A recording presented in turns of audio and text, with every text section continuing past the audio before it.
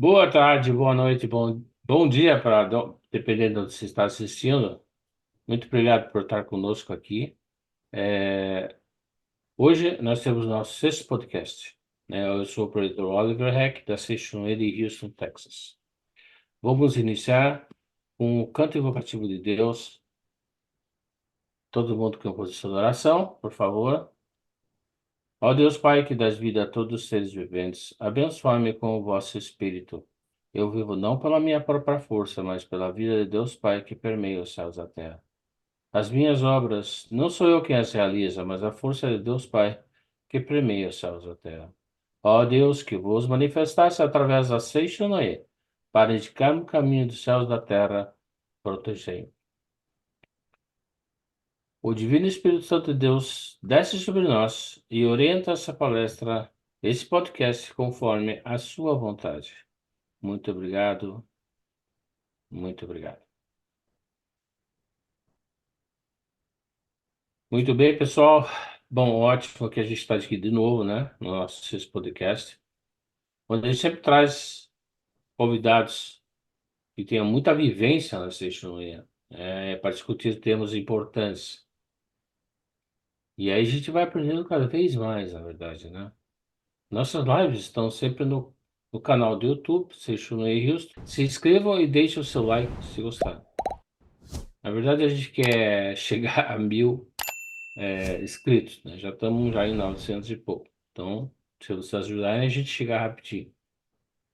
O tema de hoje é o corpo é reflexo da mente. O corpo, esse corpo aqui, é reflexo da mente. Então, assista até o final, pois estarão aprendendo muita coisa hoje, né? E é com base no livro Mente, Corpo e Destino, do professor Katsumi Tokurisa. Hoje temos aqui o pretor Ademir Campos da Costa, de São Paulo. O que eu imagino já deve ter feito palestras no Brasil inteiro, né? Porque quando era presencial ele tinha que viajar por tudo que é lado. Eu me lembro disso. Já é meu amigo já há muitos anos. E muito difícil de marcar com ele.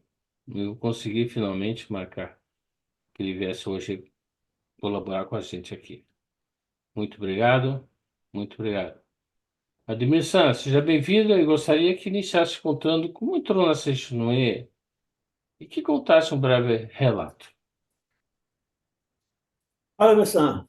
Boa noite, né? Aqui de São Paulo, boa noite. Mas, Boa noite a todos e obrigado pela oportunidade de estar com vocês, né? Eu sei que os seus podcasts são famosos, estão rodando bastante por aí, bem comentado, bastante comentado. Isso é muito bom, porque obrigado. pessoas precisam ouvir coisas boas, né? Hoje nós vivemos num mundo tão conturbado. Você pega as mídias aí, são só coisas ruins, coisas ruins, que deixam o povo meio atarantado. Então, a Sentinel veio para mudar isso. Eu conheci a Sentinel em 75, há para 50 anos. Eu Nossa, fui na sede central num domingo, estava lotado aquilo lá. E quando eu entrei, né, eu entrei e aquelas senhoras, todas senhoras de um lado e senhores do outro, e todos, muito obrigado, seja bem-vindo, muito obrigado, muito obrigado. Aquilo foi um negócio que foi um choque, né? Foi de uma vibração tão gostosa, um amor tão explícito, que eu fiquei encantado com aquilo. Eu estava procurando, eu tinha meio que brigado com o pessoal da minha religião, eu vim de uma religião muito católica, né? E dentro de certas coisas que eu não concordava. Aí eu conheci esse filme em 75, li algumas coisas, mas não voltei mais. Voltei novamente 10 anos depois, em 1985, num seminário de educadores lá na Academia de Treinamento Espiritual de Piúna. Ali foi uma grande mexida que eu tive, uma grande reviravolta. Porque eu, naquela época, eu era pesquisador e consultor da Faculdade de Economia e Administração da USP, a FEA, do Departamento de Administração. E convivendo com os grandes professores, grandes cabeças pensantes, né? Pessoas inteligentíssimas, professores. E eu convivi com aquele pessoal ali de 77 a 89. Então, foi um grande período. Em 85, então, fui para a academia. E quando eu cheguei lá, eu vi aquele pessoal, tudo muito alegre, muito gostoso, né? Um ambiente muito saudável. E aquilo realmente me cativou. Mas na hora da palestra, a preletora, o preletor veio na primeira palestra e falava muito errado, né? Atropelava os S's, e que ficou para mim meio chocado. Na segunda palestra, foi a mesma coisa. A preletora também engolia os S. Eu falava, meu Deus do céu, o que estou fazendo aqui, né? E aí, na terceira palestra, voltou de novo aquele preletor. E eu falei, não, peraí, deixa eu ouvir o que o cara está falando sem ser crítico. Só quero ouvir para absorver o que ele tem para falar. Rapaz, ali começou a transformação mesmo, né? E eu falei, puxa, mas o que ele está falando é para mim, é o que eu estou passando. E depois terminou aquela palestra, veio a outra preletora e eu também, a mesma coisa. Eu falei, deixa eu ouvir o que ela tem para dizer, né? Qual que é a mensagem dela. Foi muito, mexeu muito comigo aquilo lá. Eu vinha passando por um processo muito difícil de readaptação, né? Problema, falta de dinheiro, o Brasil passando por uma crise muito forte, no período de 83 a 90, foi muito difícil para a gente na USP. O governo tinha cortado todos os projetos, então vivia de salário mínimo de servidor naquela época, era bem mínimo mesmo. Então, eu estava procurando coisas para poder me fortalecer. E foi ali que eu senti a grande transformação. Tinha uma revista Acendedor, lá no finalzinho de cada página tinha uma mensagenzinha bem pequenininha. E estava escrito lá: o homem é isento do pecado, da doença e da morte. Eu falei, nossa, isento do pecado. Era uma coisa que sempre me cobravam, que eu era pecador, pecador, eu tinha que bater no peito, eu sou pecador. Eu não concordava com aquilo. Aí eu comecei a pensar de uma outra forma. Eu li também, um dos primeiros livros que eu peguei recentemente para ler, A Prosperidade Está na Mente. Aquilo começou a mexer, eu fui transformando, porque eu era uma pessoa muito negativa. Embora convivendo com grandes cabeças, mas eu era muito pessimista, eu era muito negativo, eu não acreditava nas coisas. Mas eu sempre busquei novas coisas, novas oportunidades, nova metodologia, sempre buscando, buscando. Eu era insatisfeito, né? Até hoje eu busco, não que eu seja insatisfeito, mas até hoje eu estou sempre buscando alterar, fazer coisas diferentes.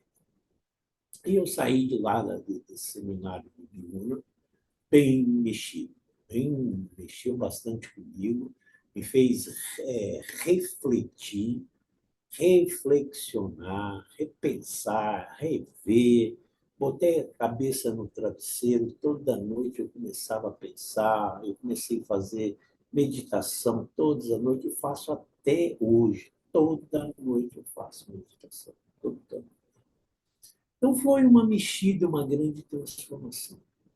E aí eu comecei a entender que a mente da gente é que faz as nossas coisas. E com a evolução do tempo, eu fui mudando, lendo, pesquisando bastante, li muito sobre ele, pratiquei muito, pratico até hoje, e foi realmente uma transformação na postura mental. Então, tem muitas coisas. A história é longa, tem muito tema para a gente falar, né? Mas, basicamente, isso foi uma mexida muito forte, a qual eu sou muito grato pelas senhoras que, desde o início, muito obrigado, seja bem-vindo, muito obrigado. Aprendi a agradecer. Esse foi um fator muito importante.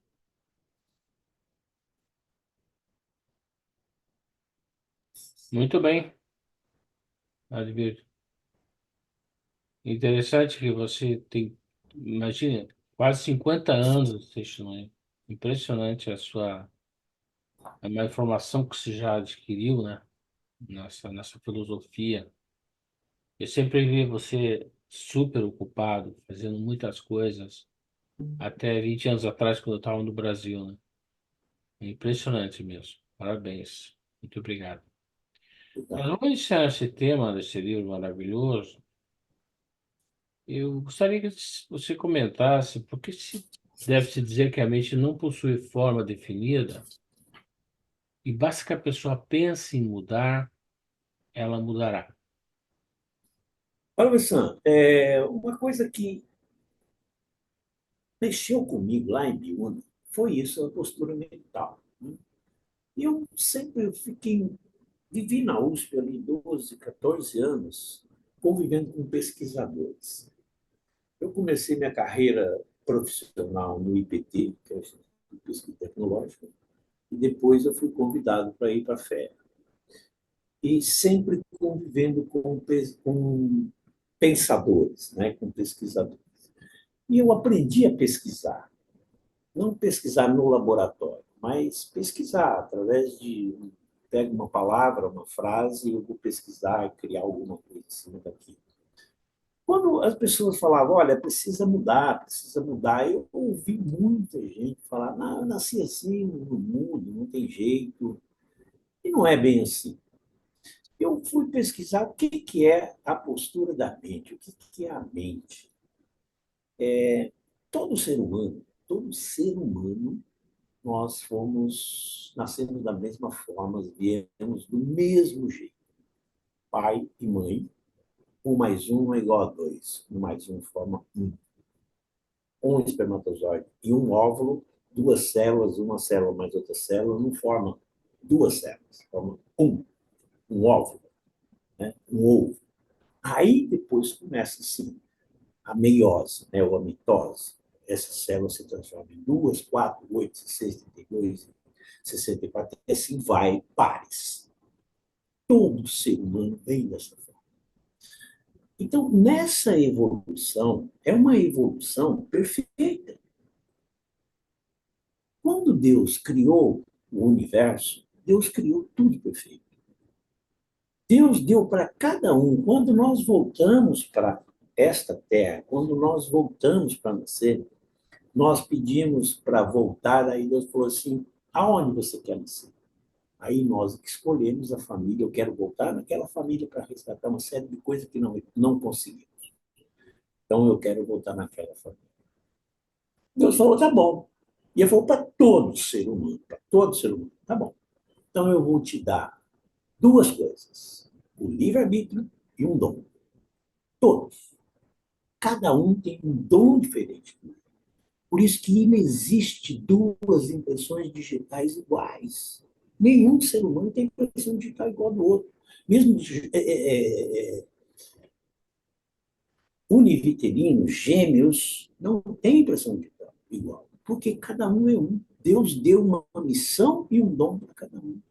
E ao longo desse tempo, nós vamos transformando, nós vamos pensando de forma diferente. Cada dia mais nos tornamos experientes e nós viemos para conseguir alguma coisa, no intuito de conseguir alguma coisa em benefício de alguém. Todo mundo faz isso. Por isso que nós vivemos, nós não conseguimos viver sozinho, ninguém vive sozinho. Porque para nascer nós precisamos de sócio, pai e mãe. Sim, cada um contribuiu com 50%. E aí nós nascemos numa sociedade, nós vivemos numa sociedade. Então nós temos que trabalhar, desenvolver, fazer alguma coisa em benefício da sociedade. Aí sim nós estaremos cumprindo nossa missão. E muita gente que ao longo do tempo, por passar por inúmeras dificuldades, fala: eu nasci assim, vou morrer assim, pau que nasce torto, não tem gente morre torto. Mas isso é por ser uma árvore, por exemplo, que não pensa. Ela tem a vida dela, né? Mas nós, seres humanos, nós pensamos, é o livre-arbítrio. E Deus fez um negócio tão importante, tão sagrado, que ninguém consegue ler o pensamento do outro, o livre-arbítrio do outro.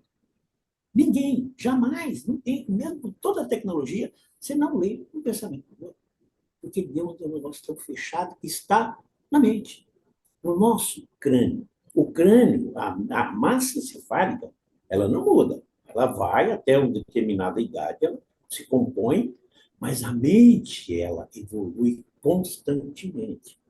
Então, quando as pessoas falam, "Eu nasci assim, não vou... Não, está enganado, está em ilusão. A ilusão, o que que faz a ilusão? É a pessoa pensar que ela não pode mudar. Ela muda. Então, quando as pessoas falam, né, que eu não posso mudar, está enganada, está iludida. Ela precisa ter uma informação ou uma orientação que ela pode mudar. Se eu penso, né, logo existo. Eu estou pensando, eu tenho a existência. Então, muda-se. Isso o professor Katsuno Tokurissa, nesse livro, página 21, ele fala sobre isso. Ele fala assim, até vou ler um pedacinho aqui, não sei se estou alongando muito na resposta, mas se me dá um tempinho aí, ó, o que, que ele fala assim, ó, há quem diga que não mudará de mentalidade enquanto viver por isso, porque ela lhe é inata. Tal pessoa não consegue mudar de postura mental porque insiste em manter a sua postura mental moldada numa forma determinada, crendo ser impossível mudar. A mente não possui forma definida. Basta que a pessoa pense em mudar, que ela mudará. É uma decisão, é uma vontade. Eu posso mudar, eu posso fazer. Nós temos essa liberdade, esse livre-arbítrio. Então, eu acho que o caminho é por aí. Então, dentro desse mesmo raciocínio de pensamento, eu gostaria de perguntar, olha, por que que se diz que o estado mental de uma pessoa se manifesta prontamente no rosto dela e por que essas pessoas que somente pensam em embelezamento do corpo se esquecem da mente? O que que você acha disso tudo, né, dentro desse conceito aí de mente e postura mental? É, realmente, o rosto é a nossa fachada, né? A mente manifesta-se no rosto, né? Porque o rosto é onde melhor ela se manifesta, né? Quando se alguém ri de alguma coisa que o outro falou, ele acha graça, está contente. Ele tem uma fisionomia. Se ele está enfadado com outra pessoa que está falando que ele não está gostando, ele já demonstra isso. A gente não consegue mentir, né? Porque quando a mente está feliz, o rosto fica radiante, né? E o contrário também. Deixa de ser radiante, né? Vendo a fisionomia de alguém, podemos conhecer seu estado mental. Sem poder, a gente não consegue esconder, como eu falei, né? Então, se pensarmos todos os dias, né, várias vezes, pensarmos ou falarmos, sou feliz, sou feliz, sou feliz, sou feliz, por exemplo, né, tem várias formas de fazer isso, mas esse sou feliz, vai mudar por si o rosto de felicidade, um rosto de felicidade, né? Verdade? Os ossos humanos não são como bonecos, né? Como bonecos se transformam conforme a atitude mental da pessoa, né? Pensando coisas boas, estará imprimindo beleza no seu rosto. Agora, falando sobre a beleza, né? Muitos têm nariz perfeito, olhos perfeitos, e assim mesmo às vezes causam uma má impressão, pessoal, desagradável. Não é o fato de você ser lindo e maravilhoso que você vai dar uma boa impressão. E outras pessoas que não têm belas feições parecem bonitas, né?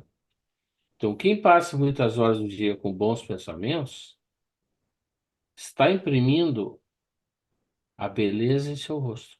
Então, é só a gente sempre estar pensando coisas boas, é, agradecendo, agradecendo a Deus por tudo, pensando bem do outro, né? A gente já vai demonstrar isso no nosso rosto, essa beleza que as pessoas vão ver, e não aquela do nariz perfeito, dos olhos perfeitos, né? Já a pessoa insatisfeita, resmungando, acaba ficando com fisionomia carregada, né? Desagradável. Eles estão esquecendo da mente, porque a mente que está moldando o nosso rosto, né? E mesmo que as pessoas tentem enganar, você muitas vezes está junto com outras pessoas e você não está gostando, às vezes você não consegue deixar de mostrar que você não está gostando. Você vai moldar um rosto que as pessoas vão ver. Então, assim funciona a coisa. Muito obrigado. Ademir, Sam, por que Abraham Lincoln, né, disse que depois de 40 anos o homem se torna responsável pela própria fisionomia? E por que compreendemos que há uma ligação entre facial e corporal? Percebendo que existe uma íntima ligação entre a expressão facial e a saúde do corpo. Professor, o Lincoln, Abraham Lincoln, quando ele foi assumir a cadeira de presidente, 16º presidente, teve uma pessoa lá do gabinete dele que veio com uma ficha de uma pessoa para ser secretário. Ele olhou, quantos anos tem essa pessoa? Eu tenho 43. Ele falou, não, essa pessoa aqui não me serve. Aí o secretário, o funcionário, por que que não me serve? Porque a cara dele é muito fechada. E uma pessoa com 43 anos ter a cara fechada desse jeito não serve para trabalhar comigo. Ou seja, ele quer pessoas alegres, pessoas que já criaram, que já evoluíram, né? E passaram por esses tormentos todos. Eu, durante os meus últimos 20 anos de vida profissional, eu fui executivo na área de recursos humanos. E aprendi bastante, estudei muito. E eu fiz uma cronologia da evolução profissional do ser humano, que é assim, bem rápido. Até os 20, até os 18 anos, a gente está estudando, estudando, estudando, estudando, só estudando. Muitos trabalham, né? Mas basicamente até os 18, 20 anos, o foco é estudo.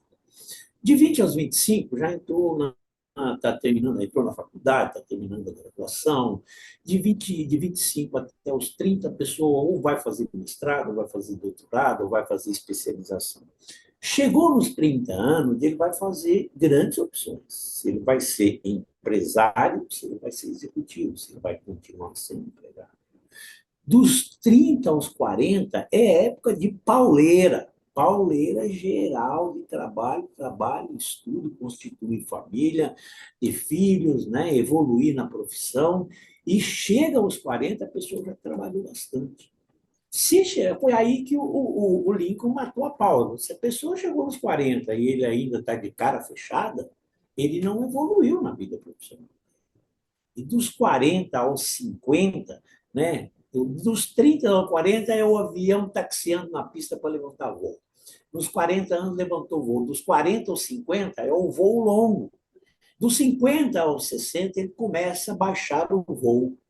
E dos 60 anos ele baixou na pista, vai taxiar, eu já estou taxiando, estou quase chegando no gate para voltar para casa. Então, é assim, ele matou a pau, porque até os 40 anos é o auge da formação profissional da pessoa. A pessoa já está casado ou não, está com família, constituiu família, né? Sabe o que quer na vida profissional, já passou por altos e baixos. Então, é o período de alta maturidade profissional. Hoje, com a evolução do tempo, 40 anos, se a pessoa ficou sem emprego com 40 anos no mercado, ele já está meio fora da casinha, né? Porque hoje os jovens de 15, 20 anos aí estão sendo milionários na área da internet. É uma nova mudança significativa na vida profissional. Antes, até os 20 anos, a pessoa só estudava. Hoje não, hoje o pessoal está ganhando muito dinheiro e mudou, o mundo mudou, está totalmente transformado com a evolução. Hoje todo mundo se sai na rua, todo mundo tem um celular. Hoje, a informação que acontece, você está passando e vê um negócio ali, você clica e manda para os seus amigos, para a tua rede social, e aquilo se multiplica numa velocidade fantástica. Então, as pessoas hoje buscam a evolução mais cedo. Então, ele bateu a pau. Ó, uns 40 anos, se a pessoa está com essa cara fechada, não vai conseguir muita coisa, não. Por isso que é importante a pessoa saber disso, né? Saber o que eu quero, o que eu quero fazer, quando que eu quero fazer, por que eu quero fazer isso e como eu vou fazer para conseguir isso. Isso é a base do planejamento. No planejamento estratégico, eu fui docente universitário em duas grandes universidades de São Paulo durante 15 anos e dava aula de planejamento estratégico. E no planejamento, eu dava dicas como a pessoa fazer planejamento e como ela evoluir na vida. Então, tudo tem essa do predispor. Você deve se predispor a fazer alguma coisa para poder cumprir a missão. Deus deu essa missão, a gente veio para fazer alguma coisa grandiosa. Não é só para mim, eu não estou fazendo para eu ganhar, eu estou fazendo para colocar em prática a minha sabedoria que Deus deu, é o meu dom, e fazer alguma coisa em benefício de outros. É um provérbio bíblico, fazer o bem sem olhar a quem. Né? Dá e receberás. Se você não dá, você não recebe. Ou você recebe à medida, na quantidade daquilo que você dá. Então, por isso que é importante a pessoa pensar grande, pensar que pode, pensar que quer fazer, ter vontade de fazer, estar predisposto a fazer as coisas e tirar coisas ruins da mente. Não fica com a mente fechada aos 40 anos. Meu Deus, é auge de você conquistar e fazer as coisas. Eu Inclusive, comecei. Tá? exatamente isso, nos 30 aos 40 anos que eu comecei a evoluir, né? E aos 40 para frente que realmente eu fui para cima. Né? É impressionante isso, né? Como se as coisas vão bem, né? Se a pessoa trabalha bem, ela vai conseguir. E você dando aula na faculdade durante 15 anos, você já estava na Seixonoye, então você já praticava ali, né? Nas suas aulas, Sim, a filosofia. isso. Então, Oliver, dentro desse, como diz o advogado, dentro desse diapasão, o que faz a mente decidir? E o que acontece quando a mente não reconhece aquilo que você fez, que você decidiu e que as coisas não vão certo? O que você acha sobre isso? É, o, bom,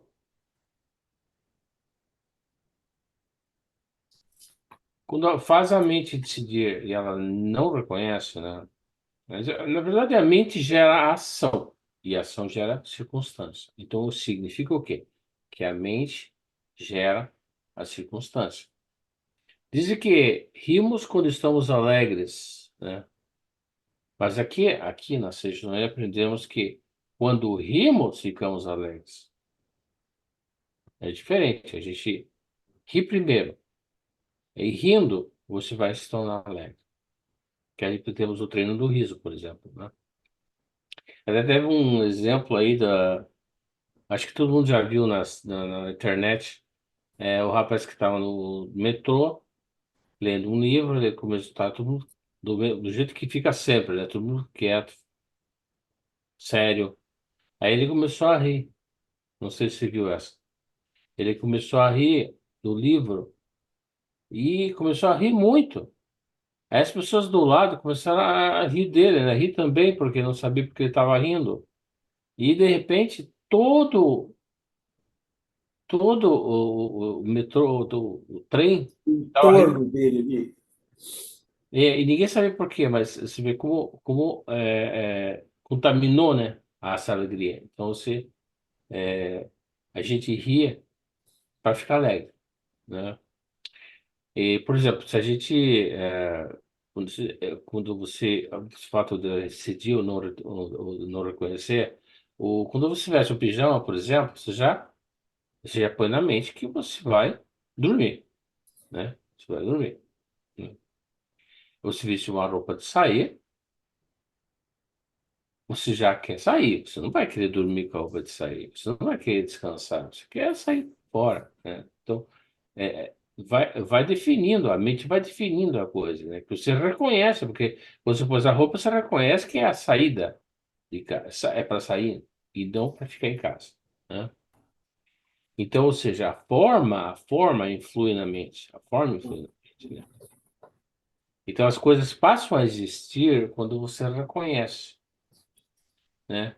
É o caso, por exemplo, do casal. O casal foi viajar e numa viagem curta aí, mas para um lugar diferente aí, o marido pegou R$ 300 e pôs no bolso. Vamos comprar alguma coisinha lá de repente. A mulher depois viu que ele tinha posto só 300, pôs mais R$ 300 no bolso dele, no outro bolso. Mas esqueceu de falar. Aí chegando no lugar lá, né, foram passar o fim de semana, talvez, ele viu um negócio interessante que ele queria comprar. E aí custava R$ 500. Então ele não reconheceu que tinha 600 porque ele não sabia. Ele não sabia que tinha. Se você só reconhece quando você, né, sabe. Então, é o que aconteceu. Ele não comprou. Aí quando chegou em casa, ele comentou, disse, poxa, eu deixei de comprar lá o negócio que eu gostava, porque eu já acho que só tinha 300. Ela falou, mas você tinha R$ 600, né? Você tinha R$ 600. Mas ele não sabia disso, né? Ou seja, não reconheceu o que pensou que não existia. Então, a gente não reconhece, né? Então, entendemos que somente o que é reconhecido passa a existir. O que você não reconhece não passa a existir, né? Manifesta o que foi idealizado, né? Daí a gente pode abrir um caminho para o nosso destino. Você vê como isso afeta o nosso destino, né? Pensando em coisas boas, as coisas se concretizam. A gente sempre fala isso, pensar coisas boas, você vai concretizar o seu destino. Não podemos pensar coisa assim ruim, né? Ai, minha situação está muito ruim, né? Então é isso que você vai reconhecer, né? Ou sou perseguido pela má sorte. Então, elas também vão se concretizar. A gente nunca deve dizer coisas negativas, porque aí a mente vai reconhecer isso aí, isso que está pensando. Isso não precisa nem falar. Você pensou? A gente vai falar mais na frente em uns temas interessantes sobre isso aí. Então, se você não reconhece, não acontece, né?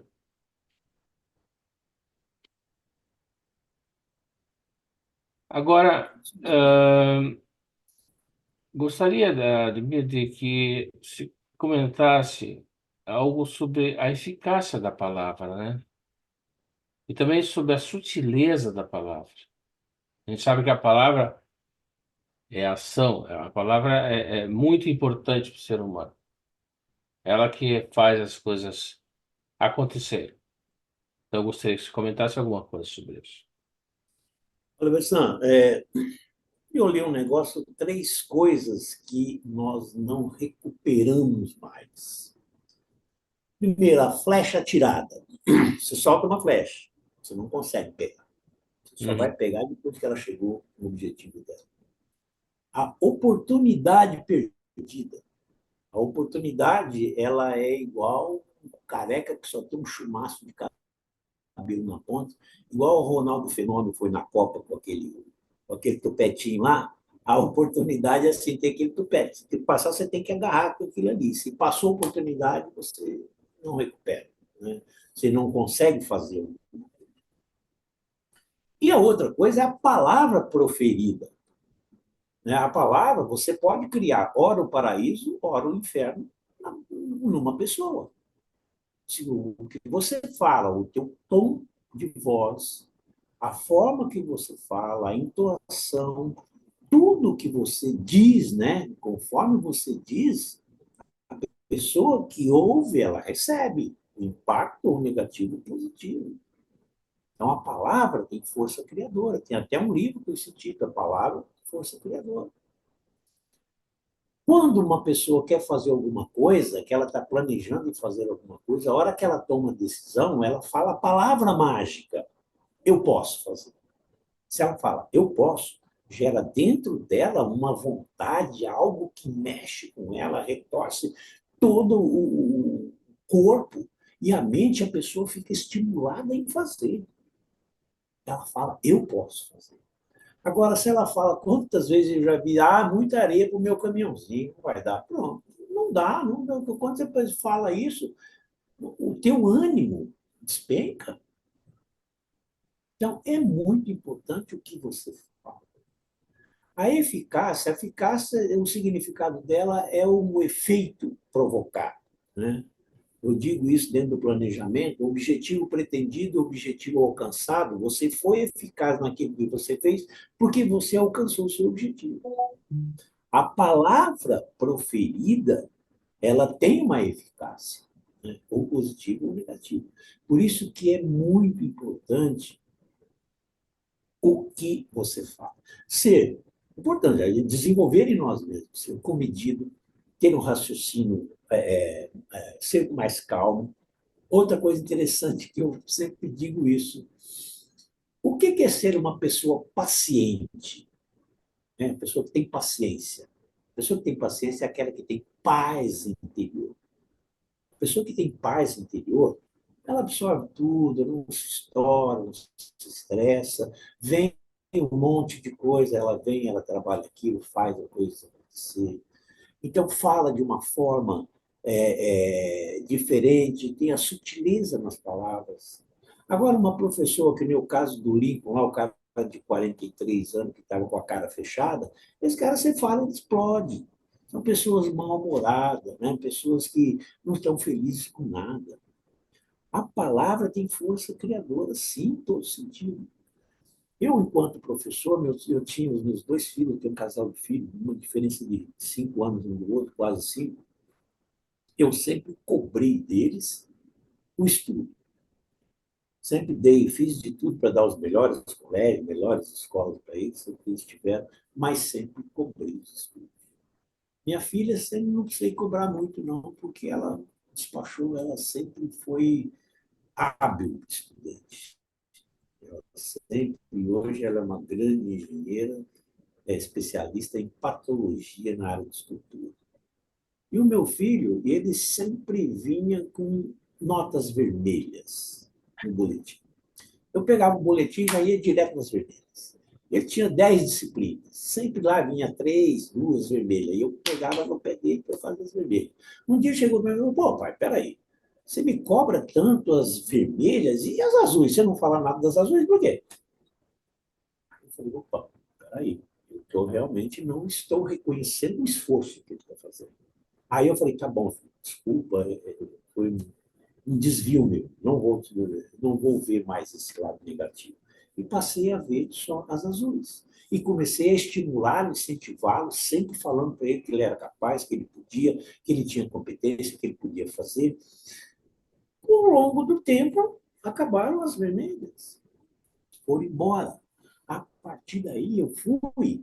E quando eu cobrava ele, minha filha falou, pô, pai, você está cobrando coisa de história, de geografia, isso não é coisa dele. Vê o lado da matemática, os cálculos dele, está sempre na frente. Hoje, ele tem 42 anos, ele é um gerente de TI já há 14 anos num grande banco. Ele é gerente de TI do banco. Ele está sendo guindado agora no próprio banco, pela holding do banco, para desenvolver o cloud do banco. Por quê? Porque eu sempre incentivei. Ele me fez ver que eu estava errado. Aí que vem o poder da palavra. Eu sempre falei, você pode, você é capaz, você é inteligente. Na nossa educação, nós temos mais ou menos aí da mesma época, a nossa educação foi muito severa, né? A nossa educação, a gente ouvia mais não do que sim. Sim, era muito difícil acontecer um sim. Era sempre não, não, não, não, isso, não, aquilo, não pode isso, não pode aquilo, e sempre martelando coisas em cima, né? E nós aprendemos assim, e nós repetimos o modelo. Nós estamos sempre repetindo o modelo dos nossos pais, com quem nós vivemos. Aprendi com meu pai assim, ele sempre me cobrou desde pequeno.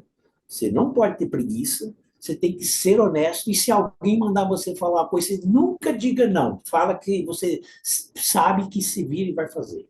Até hoje eu sou assim. Eu, muitas vezes, estou com uma preguiça danada, mas aí vem a minha mente assim, não pode ter preguiça. Eu não tenho. Eu estou agora com 73 anos, estou mudando de ramo de trabalho, estou abrindo uma empresa para desenvolver outro negócio, outra frente.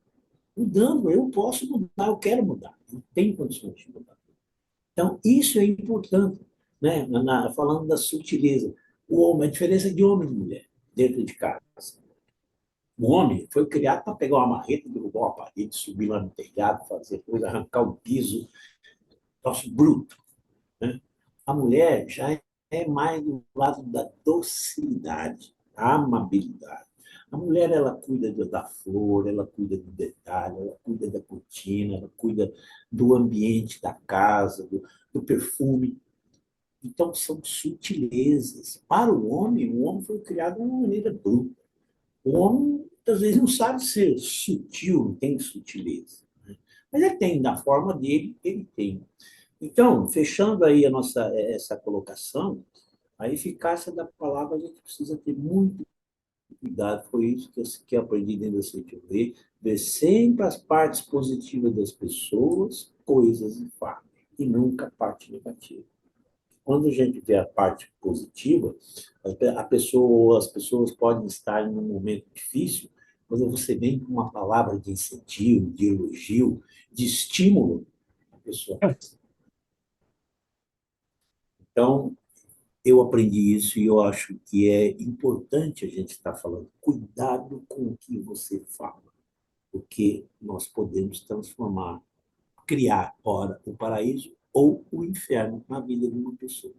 Então, vamos falar só de coisas boas, pensar coisas boas, exteriorizar sempre coisas boas, que aí coisas boas virão. Né?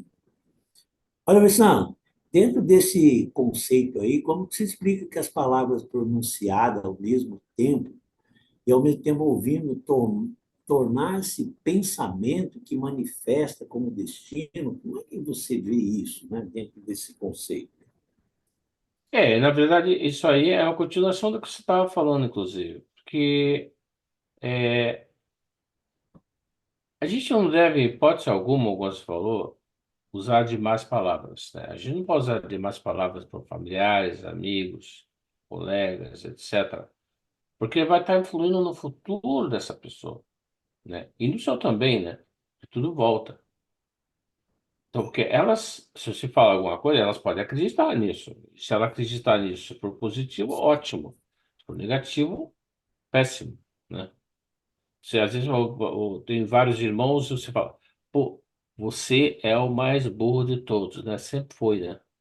Nossa, isso aí vai acabar com o irmão, né? Porque ele vai poder acabar aceitando isso e ele vai continuar na vida dele tendo problemas, porque ele é realmente eu sou o mais burro de todos, né?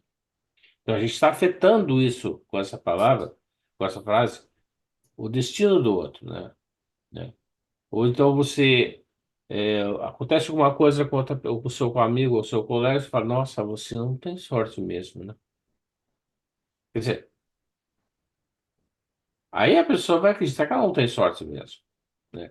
Então é isso que, em continuidade de tudo que você estava falando, realmente vai afetar o destino das pessoas. O destino, porque elas podem acreditar. Assim como o oposto, ou seja, o positivo, né? Você é o mais inteligente de todos, né? Você é o mais inteligente de todos. Então, a pessoa realmente vai se sentir inteligente, né? Então, vamos plantar a semente chamada convicção, né? A convicção de ser inteligente. Então, a pessoa, você cria essa convicção para a pessoa e ela vai levar isso para o resto da vida, né? Essa convicção de que ela é inteligente, né? Você falou em filhos aí, né? Realmente, é extremamente importante fazer comentários só positivos, engrandecendo tudo que eles fazem de bom, de certo, esquecendo o que eles fazem de errado, né? E já ele, inclusive eu comentei isso, eu sempre comento esse assunto do boletim, porque a pedagogia, e você iniciou errado, mas depois você corrigiu o seu filho, né? A pedagogia da sexta não ensina que o seu filho veio com 10 matérias e só uma azul e outras vermelhas, você só vai comentar a azul, né? Então, quer dizer, você vai, nossa, geografia, 8? Nossa, eu nunca tirei 8 em geografia. Sempre foi difícil para mim. Não, ele mesmo, então, disse, nossa, meu pai elogiou tanto a geografia e o resto tudo eu não podia elogiar porque estava vermelho. Então, eu vou melhorar para o próximo mês. E assim, ele mesmo começa a estudar, a se desenvolver melhor para mostrar, porque foi tão engrandecido aquele 8 de geografia que ele quer mais palavras desse tipo do pai. Então, ele acaba melhorando em todas as matérias, né? E o futuro dele vai ser ótimo, porque ele vai, e o pai continua fazendo o que você continuou fazendo, Ademir, sempre está elogiando, sempre depois que aconteceu aquilo, você continua elogiando, né, ele, né? E isso então vai engrandecer, né? é, a- a- e vai fazer com que ele se desenvolva, né? Então, só ver o lado positivo, né, das pessoas, coisas e fatos, como a gente assina aqui na Sexta, né? Só ver o marido e mulher, por exemplo, né? É, se estão um tempo brigando, né? Mas alguém da Sexta fala, pois olha, veja só o lado positivo dele. E você vê só o lado positivo dela. Então, pode até a gente sugere que escreva, né? O que o meu marido tem de positivo? Aí começa a descobrir um tom de coisa, trabalhador, honesto. Então, todas aquelas discussões, elas acabam deixando de existir e a pessoa se... Você não muda o outro, né? Você não muda ninguém. Então, você acaba que a outra pessoa muda sozinha. Porque você só fala, você começa a ver, poxa, marido, que ótimo que você conseguiu isso. Parabéns, você tem muita capacidade, meu Deus do céu, que eu tenho um marido maravilhoso. Ou o marido fala da mulher, como você é super, como você é cuidadosa, como você cuida da casa, como você é maravilhosa com os filhos. Então, ela começa a ver isso, então o ambiente começa a melhorar. Por quê? Melhorou as palavras que pronunciamos, né? Então a gente manifesta a máxima capacidade do outro, né? Então a gente também é bom repetir palavras positivas, né? Sou inteligente, sou sadio, sou capaz, né? Porque na verdade todo o resumo dessas palavras é dizer o mesmo que eu sou filho de Deus. Se eu sou filho de Deus, eu vou ser sempre inteligente, eu vou ter gente a máxima, ilimitada, capacidade ilimitada, porque se Deus está dentro de mim, então eu tenho essa limitação. Eu tenho essa ilimitação. Se eu não acredito que Deus está em mim, eu não vou ter essa limitação. Vai ser esse o que esse corpo aqui tem capacidade. Mas se eu acredito que Deus está comigo, aí vai sair tudo ilimitado, né? Então, reconhecer do fundo da alma que somos filhos de Deus, né? O que constitui a força motriz, né? Que nos permite manifestar o máximo da nossa capacidade e comandar o nosso destino conforme a nossa vontade, certo? Por então, a importância do que o Ademir acabou de falar, e aqui foi uma conclusão desse tema aí sobre as palavras, né? Achei muito legal essa, essa junção. Então, Ademir, por que podemos dizer que se o corpo fosse um amontoado de matéria, ele modificaria em conformidade com a dieta alimentar? Olha, Alessandro, o mundo mudou muito rápido. até nos anos antes do surgimento da internet, a gente tinha um comportamento. Depois que chegou a internet, que veio o celular, que todo mundo está plugado nisso aí, nessa mudança, o mundo inteiro se comunica e há uma intensa divulgação do meio de produtos alimentares. Só que as pessoas, elas não estão orientadas a comer de modo regrado. E as pessoas comem muito, muito, de forma desregrada. Aí o corpo aumenta. Eu estava vendo uma foto de 1972, na Praia Grande, abarrotada de gente. Você não via um obeso, um com barriga grande. Era tudo magrinho, fininho. É que naquela época não tinha tanta pizza como tem hoje. Eu moro no bairro da Moca. Cada esquina aqui que tem uma pizzaria. É o lugar que mais tem pizza boa. Se vocês querem comer, as pessoas que estão nos assistindo querem comer pizza boa, vem na Moca. Que aqui você vai encontrar pizza de tudo quanto é Certo. jeito. Então é assim. E aí, você vai no supermercado tem de tudo, propaganda, propaganda das coisas, e você vai levando. E aí a gente compra por impulso. E no final que você entra no corredor do caixa, meu Deus do céu, é um apinhado de coisa para você. E a mente, você está cansada e a mente está vendo aquilo ali, principalmente doce. Tudo isso é psicológico. É o marketing, os marqueteiros que sacaram isso. E a gente está cansado, quer ir embora, e aí tem doce. E o que, que o corpo, quando está muito cansado, exausto, que é doce, doce. E você compra, compra, compra, compra. Meu pai tinha, no interior, em Franca, meu pai tinha um empório. Muitos não sabem o que é um empório, é uma venda, né? Venda de secos e molhados. Ah, você vendia de tudo, mas não tinha essa tranqueira. Era arroz, feijão, era coisa saudável. Vendia-se muito. O máximo, coisa exagerada, era salame, aquelas bolotas de salame, ou um salaminho, né? Não vendia queijo, queijo até vendia, feito em casa. Mas não tinha mussarela, esses negócios. Então, não tinha tanto alimento que as pessoas pudessem engordar como é hoje. Então, você vê propaganda de tanta coisa nos meios de comunicação, que leva a pessoa a comer. É assim, eu sou muito crítico quanto à televisão. Eu, há 7 anos atrás, me peguei discutindo com a televisão. Eu falei, pô, peraí, eu estou discutindo com a televisão? Que história é essa? Sou eu que ligo, que autorizo a televisão a entrar dentro da minha casa, os caras falar o que eles quiserem, e eu não tenho como discutir. Sabe o que eu fiz? Desliguei a televisão. Não assisto filme, documentário, só, mais nada. Não assisto mais nada dentro da televisão. Porque a televisão hoje, ela só traz coisa que te leva a ficar para baixo. Os meios de comunicação, em todos os sentidos. Ontem minha esposa estava ouvindo um negócio aí, pô, falando que caiu um trem que bateu na Etiópia. Eu falei, meu Deus, mas o que, que eu tenho a ver com a Etiópia? Né? Tudo bem, morreram, paciência. Chegou o dia de morrer, é o dia de morrer. Mas para que trazer isso para cá? Então, assim, é para deixar o povo quieto, com medo, né? Triste, amargurado. E aí o que acontece? As pessoas comem.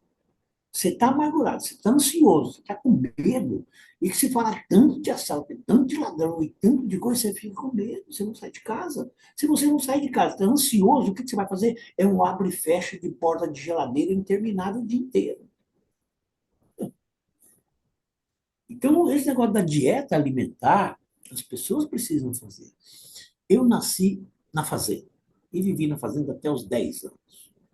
E naquela época não tinha energia elétrica, não. Era lamparina e lampião e aquela fumaça preta enfiando dentro do nariz. Só que abria a porta da cozinha ou da sala, você tinha tudo que era de alimento saudável. Não tinha nem adubo. Era uma horta abarrotada, um pomar abarrotado, tudo quanto é tipo de fruta. Saía, a coisa que eu mais adorava era sair, pegar um tomate no pé e comer ele do jeito que está no pé. Foi saudável. Até hoje eu como toda a minha salada sem nenhum tempero. É igual eu pegava lá, é aquilo. Quando chega uma hora, eu falo, não, não quero mais, porque o organismo já está o suficiente. Quando você coloca tempero, muito sal, pimenta, você altera o sabor e ingere em demasia. Acontece, engorda, você cresce, o organismo não está adaptado com isso. E outras, as alimentações hoje é tudo. Você precisa ler muito o rótulo da coisa para você não comer em demasia ou comer coisa errada. Então, é assim, Deus já fez tudo certo para a gente. Não, tenha paciência, né? Como eu falei no início, eu faço meditação toda noite quando eu vou dormir. Toda noite eu faço. Então, são 6 coisas boas que a gente faz na meditação. Aqui onde estou é um oceano de infinita sabedoria de Deus. O que é a sabedoria? Deus fez tudo de uma maneira certa, é tudo sábio. É o infinito amor de Deus, é o amor das pessoas. Você pega uma criança, você vê uma criança de 2, 3 anos, todo mundo para ver uma criança de 2, 3 anos, todo mundo sorri. Por quê? Porque é amor puro. Isso é amor. Então, aqui onde estou é o oceano da infinita vida de Deus. Deus não criou ninguém doente. Da onde que surge a doença? Na própria Sutra do Sentimento está escrito lá, nós é que nos oprimimos com a nossa própria mente. Que é isso? Nós é que nos oprimimos com a nossa própria mente. Quando eu digo, eu sou azarado, super frio, estou ferrado, estou lascado, vão me assaltar, vão me roubar, eu não posso perder o emprego, não posso perder meu... No livro da Sentimento, A Verdade, capa verde, volume 9, no capítulo Resolução de Problemas Econômicos, tem uma frase lá que me chamou a atenção. Tudo que você mais teme te acontece. Por quê? Você está pensando na mente, criando na mente, e a mente, ela gera energia, ela gera vibração, ela gera ondas. Então, quando você cria na sua mente algo negativo e pensa coisa negativa, fica com medo e o coração palpitando, pulando e a mente cada dia mais pesada, você atrai e acontece. Então, na meditação, o que a gente faz? Aqui onde estou, o oceano da infinita provisão de Deus. O que é a provisão? É tudo. Provisão de Deus já deu tudo para nós: terra, água, ar e fogo. Os 4 elementos da natureza. Através desses 4 elementos, nós transformamos, fizemos todo mundo. Você vai, pega o mineral que está na terra. Terra, pega o mineral, joga no fogo, põe água. E põe ar, você transforma em ferro, em aço, em cobre. E faz com a nossa cidade no mundo inteiro. Tudo tem os minérios da Terra. Né? O ar que nós respiramos, se Deus tirar o ar por 4 minutos da Terra, 4 minutos, o que acontece? Todo mundo morre. Então, essa é a sabedoria de Deus, deu tudo igual para nós. E aí nós temos que fazer a coisa acontecer em função da nossa missão, em função daquilo que nós viemos para fazer. Você conhece alguém que olha no relógio e fala, graças a Deus, só falta uma semana para eu morrer? Tem? Não tem. Por mais doente que a pessoa seja, ela não quer morrer, porque ela tem ainda dentro dela que tem uma missão a cumprir. Então, é agradecer. Aí, outra coisa da meditação. Aqui é o oceano da infinita harmonia de Deus.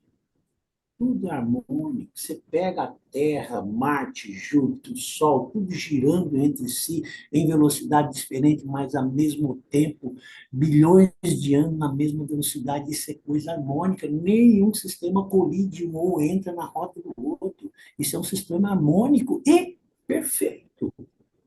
Isso é uma perfeição. Aí, o último item da meditação, aqui onde eu estou, é o oceano da infinita alegria de Deus. É alegria, eu estou alegre por estar aqui, cumprindo a minha missão, me relacionando. Olha que coisa boa esse bate-papo que a gente tem. Você está aí nos Estados Unidos, eu estou aqui no Brasil, tem gente que está no Japão, tem gente que está em outra parte do mundo. Tudo isso é a interação da sabedoria que Deus deu e o amor que Ele deu para nós, porque e a oportunidade que nós temos de fazer isso. Então, a dieta alimentar, para fechar isso, é assim: a dieta alimentar, Deus, dá-me sabedoria para que eu possa ingerir aqui na minha vida, a vida de Deus que aqui vive, já não sou eu que vive. Na própria oração da abertura que você fez. Não, já não sou eu quem vive, a vida de Deus que aqui vive. Essa é a importância da gente saber o que fazer. Então, Alexandre, eu não sei se eu respondi a tua pergunta, mas eu gostaria de fazer uma também, dizer assim, que a tomada da decisão é de suma importância para uma pessoa, para poder se envolver na vida. Você acha que a tomada de decisão dela, com firmeza, isso ajuda? O que você acha? Ah, com certeza, né? A decisão com firmeza é que traz êxito na vida da gente, né? Às vezes pode parecer penoso, difícil, angustiante, né? Você toma uma decisão que é difícil, né? Mas com o tempo a gente vai vendo que ela se a gente acostuma e se torna rotina. Mas a decisão tem que ser verdadeira, né? Por exemplo, eu quero acordar cedo de manhã. Se tomar essa decisão com firmeza, que é muito importante para o ser humano, então amanhã, eu digo, amanhã acordarei cedo. Mas precisa ser uma iniciativa própria da gente, né? Então as decisões, elas são, quando são verdadeiras, quando realmente você quer fazer aquilo, você sabe que você tem capacidade de fazer aquilo, e mesmo que seja difícil, que seja complicado, você vai acabar fazendo e vai se tornar rotina. No início tem um desconforto, né? Mas isso vai depender da intensidade da decisão. Aí que tá. A decisão e a firmeza é que vão resolver essa situação, né? Então, se a gente persistir as dificuldades vão desaparecendo, né? Se você persistir, tomar uma decisão e tem dificuldade, mas você não esmorece, você vai continuando, você vai em frente. É que eu sempre digo aqui, a gente na sexta noite, a gente vai de frente, a gente não fica fazendo voltas por lá, por aqui, não, a gente vai de frente, a gente enfrenta realmente a coisa e aí acaba acontecendo, porque eu vejo isso na minha vida, né? Às vezes tem dificuldades, eu sei que tu vai ter dificuldade, mas eu sei, mas eu posso, eu consigo, eu sou filho de Deus, então eu tenho que enfrentar, eu não tenho que ter medo, né? Desde que você entrou na Sexta-Noite, eu descobri que eu não tinha que ter medo de nada, né? Se eu tinha certeza naquilo que eu estava fazendo coisa correta, eu não tinha que ter medo. Porque se eu tenho Deus comigo e eu sei que estou fazendo a coisa correta, ela vai acontecer como ela começou a acontecer depois, né? Há 25 anos, eu tenho a metade do tempo do Luciano Seixas, não é? Mas desde essa época eu comecei a ver que tudo era possível, nada era impossível, né? Então a gente consegue adquirir bons hábitos que são de grande valia para nós, né? E, e acreditar na pessoa, né? A gente tem que acreditar na gente. Quer dizer, ninguém vai. Você não espera que os outros acreditem em você. Primeiro você tem que acreditar em você. Se você acreditar em você, as coisas vão acontecendo, né?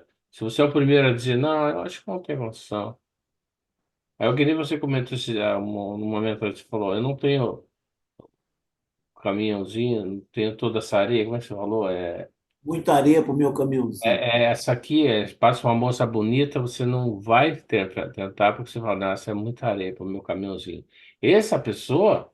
Nunca vai acontecer nada na vida, porque ela não enfrenta a coisa, né? Vai lá e fala com a moça, né? O máximo que pode acontecer é um não, né? Mas você tem que tentar. Então a gente não pode achar que nada é muita areia para o nosso caminhãozinho. Tudo é dentro da sua capacidade que você acredita realmente, né? Mas o nosso tempo está encerrado praticamente, então eu vou pedir para o Odmir dar só as palavras finais e aí a gente vai fazer a oração final. Por favor, Admir. Olha, Sam, muito obrigado aí pela oportunidade, né? Nossas agendas foram difíceis de se encontrar, mas agora deu certo. E o que eu quero dizer é o seguinte: minha mãe, ela tem 94 anos, é uma pessoa lúcida, não toma nenhum remédio, tá aí. E ela é apaixonada pela Cintia. E ela sempre fala isso. Ela sempre cobra a gente. Nós somos em 6 irmãos.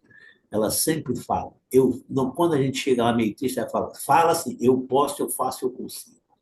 Eu posso, eu faço, eu consigo. Que legal. E é verdade, é verdade. Então, acredita nisso. Deus já deu oportunidade para a gente, Deus já deu tudo para nós. Então, fala sempre, todo dia, a hora que acordar, fala, eu posso, eu faço, eu consigo. Eu posso, eu faço, eu consigo. Só coisas boas me acontecem, só coisas boas estão acontecendo, só coisas boas acontecerão. Falar isso todo dia ao acordar muda a tua vida. Nossa, Muito obrigado. Ó, foi bastante importante. Foi um prazer estar aqui novamente com você. Muito obrigado. muito obrigado. Muito obrigado, Admir, que já fez palestra com a gente, agora está participando do primeiro podcast com a gente. Muito obrigado, Admir, por tudo que você tem feito, nos ajudado bastante. Muito obrigado. Vamos para a oração final. A oração é pela paz mundial. Nova versão, pelo mestre Massanubo Tanubos. O infinito amor de Deus flui para o meu interior. Em mim resplandece como uma brilhante luz espiritual de amor. A luz espiritual de amor cresce e cresce em intensidade, cobrindo o coração de todo o povo da Ucrânia, de todo o povo da Rússia, e todo o povo do Oriente Médio, e de todos os povos do mundo, somente com pensamentos de amor, paz, ordem e da verdade centrada na vontade de Deus. O infinito amor de Deus flui para o meu interior. Em mim resplandece como uma brilhante luz espiritual de amor. A luz espiritual de amor cresce e cresce em intensidade, cobrindo o mundo completamente, e o interior de todos os animais, plantas e fungos, somente com pensamentos de amor, paz, ordem e da verdade centrada na vontade de Deus. E como sempre terminamos com o Pai Nosso que estais no céu, santificado seja o vosso nome. Venha a nós o vosso reino, seja feita a vossa vontade, assim na terra como no céu. O pão nosso de cada dia nos dai hoje, perdoai as nossas ofensas, assim como nós perdoamos aqueles que nos têm ofendido. E não deixeis cair em tentação, mas livrai-nos do mal. Amém. Muito obrigado. Muito obrigado a todos e aguardamos vocês nos próximos eventos. Muito obrigado e até lá. Muito obrigado.